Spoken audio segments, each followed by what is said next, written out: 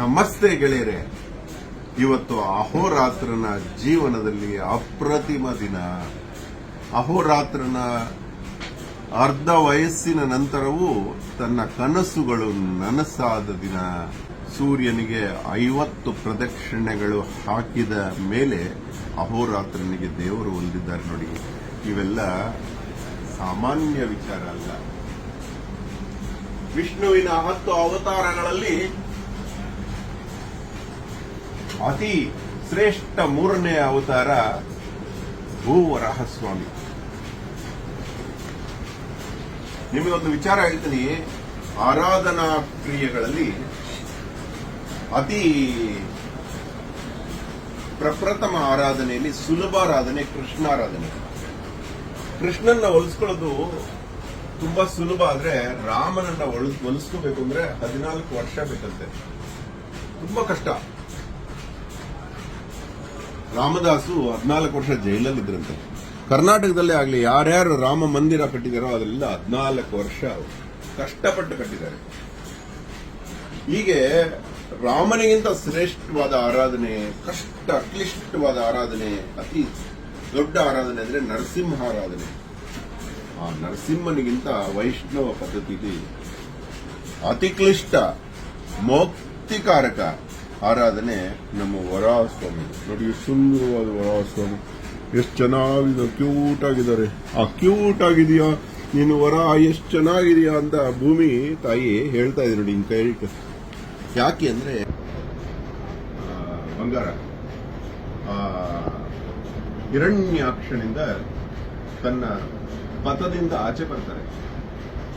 ರಸ್ತೆಯಿಂದ ಆಚೆ ಬರುವ ವಾಹನ ಪಕ್ಕದ ಜರುಗಿದ್ರೆ ಹೇಗೆ ತನ್ನ ತುಲನೆ ಕಳ್ಕೊಳ್ಳುತ್ತೋ ಆ ಭೂಮಿ ತಾಯಿ ಹಂಗೆ ಈ ತುಲನೆ ಕಳ್ಕೊಂಡಾಗ ಭೂಮಿಯ ಪತಿ, ಭೂಮಿಯ ಗಂಡ, ಆ ಬಹದ್ದೂರ್ ಗಂಡು ಎದ್ದು ಆಮೆಯ ಮೇಲೊಂದು ಕಾಲು, ತನ್ನದೇ ಅವತಾರವಾದ ಕೂರ್ಮದ ಮೇಲೊಂದು ಕಾಲು, ಪಾತಾಳದ ನಾಗಲೋಕ ಇನ್ನೊಂದು ಕಾಲನ್ನು ಎತ್ತಿಟ್ಟು ತನ್ನ ತಂದೆಯ ಮೇಲೆ ಎಡ ತೋಳಿನ ಮೇಲೆ ಭೂತಾಯಿಯನ್ನ ಕೂಡಿಸಿಕೊಂಡು ಮುದ್ದಿಸ್ತಾನೆ.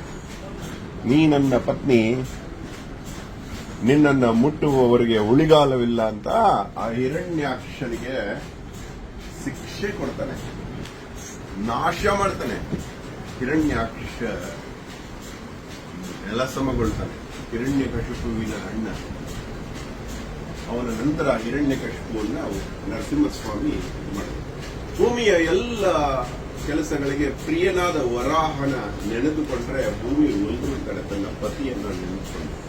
ಒಂದು ಕೈಯಲ್ಲಿ ಗದೆ ನೋಡಿ ಎಷ್ಟು ಚೆನ್ನಾಗಿದೆ, ಇನ್ನೊಂದು ಕೈಯಲ್ಲಿ ಶಂಖ ಎಷ್ಟು ಚೆನ್ನಾಗಿದೆ, ಇನ್ನೊಂದು ಕೈಯಲ್ಲಿ ಚಕ್ರ ನೋಡಿ. ಆ ಕೈನ ಹಿಂದ್ಗಡೆಯಿಂದ ಹೆಂಗ್ ತಕ್ಕೊಂಡಿದೀವಿ. ಸುಮಾರು 5.25 ಅಡಿ ಎತ್ತರದ ಈ ಮೂರ್ತಿಯನ್ನ ತುಂಬಾ ಹಳೆಯ ಧ್ವಜಸ್ತಂಭದ ಒಂದು ಕಟ್ಟಿಗೆಯಿಂದ, ಸಾವಿರಾರು ವರ್ಷದ ಹಿಂದಿನ ಒಂದು ಧ್ವಜಸ್ತಂಭದ ಕಟ್ಟಿಗೆ. ಆ ಕಾಲದಲ್ಲಿ ಮರಣಿಸಿದ ನಂತರ ಆರಿಸಿ ತರುತ್ತಿದ್ದರು ಮರದವರು. ಆದ ಹಳೆಯದು ಸಿಕ್ಕಾಗ ಅದರಲ್ಲಿ ನಾವು ಈ ಮೂರ್ತಿ ಮಾಡೋಕ್ಕಾಯ್ತು. ಎಲ್ಲೂ ಎಡವೋಕ್ ಬಿಡ್ಲಿಲ್ಲ ದೇವರು, ಕರೆಕ್ಟಾಗಿ ಮಾಡಿದ್ದಾರೆ. ಪದ್ಮ ಇದೆ ನೋಡಿ, ಮುಂಗೈಯಲ್ಲಿ ಬಲಭಾಗದಲ್ಲಿ ಪದ್ಮ, ಶಂಖಚಕ್ರ ಗದಾ ಪದ್ಮಗಳೊಂದಿಗೆ ರಾರಾಜಿಸುತ್ತಿರುವ ವರಾಹ. ಈ ಮೂರ್ತಿಯನ್ನ ಮಾಡುವುದಕ್ಕೆ ಮುನ್ನ ಈ ಖಡ್ಗ ಇದೆ ನೋಡಿ, ಅನ್ನಮಯ್ಯ, ಇದೇ ಖಡ್ಗ. ಶಾರ್ಗದನ್ವಾ ಗದಾಧರ. ನೀವು ವಿಷ್ಣು ಸಹಸ್ರನಾಮ ಆದ್ರೆ ನೋಡಿ ಈ ಚಕ್ರ ಎಷ್ಟು ಚೆನ್ನಾಗಿ ಸುತ್ತುತ್ತೆ. ಈ ವರಾಹವನ್ನ ಮಾಡುವುದಕ್ಕೆ ಮುಂಚೆ ಭಾರತದ ಎಲ್ಲ ವರಾಹದ ಶಿಲ್ಪಶಾಸ್ತ್ರಗಳನ್ನ ಅಧ್ಯಯನ ಮಾಡಿ ಯಾವ ವರಾಹ ಚೆನ್ನಾಗಿರುತ್ತೆ ಅಂತ ಹುಡುಕಿದಾಗ ಸಿಕ್ಕಿದ್ದು ನಮಗೆ ಗುಜರಾತಿನ ಒಂದು ಅತಿಶ್ರೇಷ್ಠ ಜ್ಯೋತಿರ್ಗ್ರಾಮ ಒಂದಿದೆ. ಅಲ್ಲಿನ ದೇಗುಲದಲ್ಲಿ ಈ ಮಾಡೆಲ್ ಸಿಕ್ತು. ಇದು ಬಂಗಾರದ ಕವಚ ಹೊಂದಿರುವಂತಹ ಅದೇ ಕಟ್ಟಿಗೆಯಲ್ಲಿ ಮಾಡಿದಂತಹ ಸುಂದರವಾದ ವೃತ್ತತ್ರಯಂಚ ಧರಣಿ ಎಂಬ ಶಂಕರಾಚಾರ್ಯರ ಶ್ಲೋಕದಿಂದ ಮಾಡಿದಂತಹ ಒಂದು, ಆ ಕಾಲದಲ್ಲಿ ಮಾಡಕ್ ಆಗ್ತಿರ್ಲಿಲ್ಲ, ಶ್ಲೋಕದಲ್ಲೇ ಇತ್ತು. ಈ ಕಾಲದಲ್ಲಿ ನಮಗೆ ಮಾಡೋಕ್ಕೆ ಅನುಮತಿ ಕೊಟ್ಟರು ದೇವರು, ಮಾಡಿದೀವಿ. ಮೇಲ್ಭಾಗದಲ್ಲಿ ಸ್ವಸ್ತಿಕ, ಕೆಳಭಾಗದಲ್ಲಿ ಹೃದಯ ರಂಗೋಲಿ, 4 ಶ್ರೀಚಕ್ರಗಳು 4 ದಿಕ್ಕಲ್ಲಿ, ಭೂಮಿಗೆ ಎಲ್ಲೆಲ್ಲಿ ಕಾಂತೀಯ ವೃತ್ತಗಳಿದೆಯೋ ಅಲ್ಲೆಲ್ಲ ಇದೆ. ಮತ್ತು ಅಯಸ್ಕಾಂತೀಯ ಭೂಮಿಯೊಳಗೆ ದಕ್ಷಿಣ ಧ್ರುವ ಉತ್ತರ ಧ್ರುವದ ನಡುವೆ ಈ ಕಾಂತತ್ವವನ್ನು ಹೊಂದಿದ ಭೂಮಿಯಲ್ಲಿ ನಿಷ್ಕಾಂತತ್ವದ 8 ಬಿಂದುಗಳಿದೆ. ಅದನ್ನೇ ಉದಾಹರಣೆಗೆ ಬರ್ಮುಡಾ ಟ್ರಯಾಂಗಲ್ ಅಂತಾರೆ, ಸಂಸ್ಕೃತದಲ್ಲಿ ಸಿಂಹಿಕೆ ಅಂತ. ಇದು ನೋಡಿ, ಈ ಸಿಂಹಿಕೆ ಇದೆ.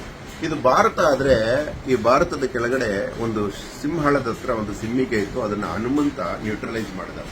ಇಲ್ಲಿ ಇಂಡೋನೇಷಿಯಾದ ಕೆಳಗಡೆ ಒಂದು ಸಿಂಹಿಕೆ ಇತ್ತು, ಅದನ್ನ ಸುಗ್ರೀವ ನ್ಯೂಟ್ರಲೈಸ್ ಮಾಡಿದ. ಇವಾಗ ನಮಗೆ ಕಾಣಸಿಗುವ ಸಿಂಹಿಕೆ ಅಂದ್ರೆ ಈ ಕಡೆ ಇದೆ ನೋಡಿ, ಈ ಅಮೆರಿಕಾದ ಮೇಲೆ ಇರುವಂತಹ ಉತ್ತರ ಅಮೆರಿಕಾ ದಕ್ಷಿಣ ಅಮೆರಿಕಾ ಮಧ್ಯೆ ಇರುವಂತಹ ಅಟ್ಲಾಂಟಿಕ್ ಓಷನ್ ಒಳಗಿರುವಂತಹ ಬರ್ಮುಡಾ ತ್ರಿಕೋನ. ಈ ಎಲ್ಲವೂ ನಮಗೆ ಶ್ರೀಚಕ್ರ ಮಾಡುವಾಗ ಭೂಮಿಯ ಎಲ್ಲ ಲಕ್ಷಣಗಳು ಗೋಚರವಾಯಿತು. ಈ ವರಾಹಸ್ವಾಮಿನ ಭೂಮಿ ವ್ಯವಹಾರ ಮಾಡೋರೆಲ್ಲ ತುಂಬಾ ಇಷ್ಟಪಡ್ತಾರೆ. ಭೂವರಾಹಸ್ವಾಮಿ ಅಂತ. ಹಾಗೆ ಮುಂಬೈನ ಒಬ್ಬ ವ್ಯಾಪಾರಿ ನಮಗೆ ಇಷ್ಟೇ ಎತ್ತರದ್ದು, ಆತನ ಎತ್ತರದ್ದು ಒಂದು ಭೂವರಾಹಸ್ವಾಮಿ ಬೇಕು ಅಂದಾಗ ಇದು ದೈವ ನಿರ್ಣಯ ಎಂದು ತಿಳಿದುಕೊಂಡು ನಾವು ಹೊರಟಿದ್ವಿ. ಆತ ಪ್ರೀತಿಯಿಂದ ಈ ಮೂರ್ತಿಯನ್ನ ಮಾಡಿಸ್ಕೊಂಡು ಒಂದೊಂದು ಕಡೆ ಕೆತ್ತುವಾಗ ನಾವು ದೇವರಿಗೆ ನೋಯಿಸ್ತಾ ಇದೀವೇನೋ ಅನ್ನೋ ಫೀಲಿಂಗ್ ಬರೋದು, ಕ್ಷಮೆ ಕೇಳ್ಕೊಂಡು ಮಾಡಿದ್ವಿ. ಆದರೂ ನನ್ನ ಪ್ರೀತಿಯ ದೇವರೇ ಕ್ಷಮೆ ಇರಲಿ. ನಮ್ಮ ತಾಯಿ ಭೂಮಿ ನಿನ್ನ ಎಷ್ಟು ಇಷ್ಟಪಡ್ತಾರೆ ನೋಡಿ. ಇಲ್ಲಿದೆ ಭೂಮಿಯ ಪ್ರತೀಕ ಇಲ್ಲಿಟ್ಟಿದ್ದೀವಿ. ಇದರಲ್ಲಿ ಎಲ್ಲ ತಪ್ಪುಗಳನ್ನು ಕ್ಷಮಿಸಿದೇವ. ನೀವು ಅಷ್ಟೇ. ಧನ್ಯವಾದ. ಅಹೋರಾತ್ರ.